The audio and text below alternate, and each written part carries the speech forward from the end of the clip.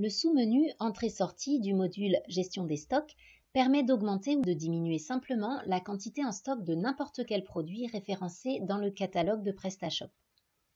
Pour identifier un produit, il suffit d'utiliser une douchette à code barre. Le produit s'affiche ainsi dans la liste du Shop Manager. Pour ceux qui ne disposent pas de lecteur code barre ou qui n'ont pas renseigné l'intégralité des codes EAN13, il est possible de faire des recherches manuelles en saisissant soit une partie du nom du produit, soit sa référence, ou encore son identifiant PrestaShop. Et on peut sélectionner ce qu'on veut. Pour désélectionner, il suffit de recliquer. On peut ainsi en ajouter plusieurs d'un coup à la liste. Alors, si le produit a des déclinaisons, la déclinaison apparaît à côté du nom du produit. On visualise sur chaque ligne le prix d'achat hors taxe, la quantité en stock, la quantité à changer et la quantité finale qu'on aura après le mouvement. En douchant à plusieurs reprises le même produit, la quantité est augmentée automatiquement d'une unité. On peut également modifier manuellement la quantité en la saisissant directement dans la zone concernée. Deux choses sont à noter. Un petit temps de latence est nécessaire. Il est indiqué par une brève surbrillance de la ligne en vert. Et le produit traité passe également en première position. Alors, si l'on souhaite diminuer une quantité de stock, il suffit d'ajouter le symbole moins devant la quantité saisie.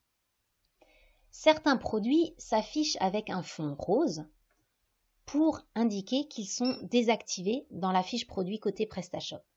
Lors de la validation des mouvements de stock, ces produits seront automatiquement activés par le Shop Manager. Il est également possible de modifier le prix d'achat d'un produit en plus de sa quantité, simplement en cliquant en indiquant la nouvelle valeur.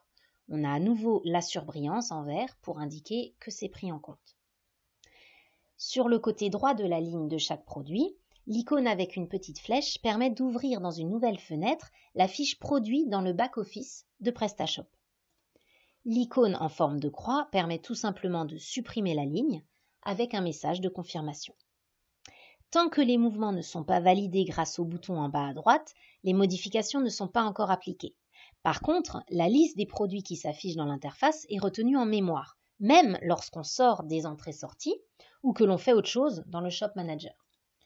Et cette liste est associée au profil de l'utilisateur PrestaShop qui s'est identifié. Du coup, si le même utilisateur se connecte avec son profil à partir d'un outil différent, il retrouvera quand même sa liste entrée-sortie dans cet état. Avant de valider, il faut encore vérifier la zone du haut. Elle permet de définir l'entrepôt concerné par les mouvements de stock, ainsi que la dénomination associée à chaque mouvement, en cas de baisse et aussi en cas de hausse. Pour valider, il suffit de cliquer sur le bouton « Valider les mouvements ». Un message demande de confirmer. Avant de finir, une précision importante. Pour assurer la traçabilité de tous les mouvements de stock et pouvoir les valoriser, seuls les produits en gestion de stock avancée peuvent être gérés par le Shop Manager. Si un produit est traité alors qu'il est en gestion de stock manuelle dans le back-office de PrestaShop, un bouton apparaît proposant de le basculer en gestion de stock avancée. Et sinon, le mouvement de stock ne sera pas possible avec le Shop Manager. Enfin, pour rappel, le bouton i en haut à droite permet d'accéder à une fenêtre d'information et d'aide correspondant à la fonctionnalité du Shop Manager qu'on est en train d'utiliser.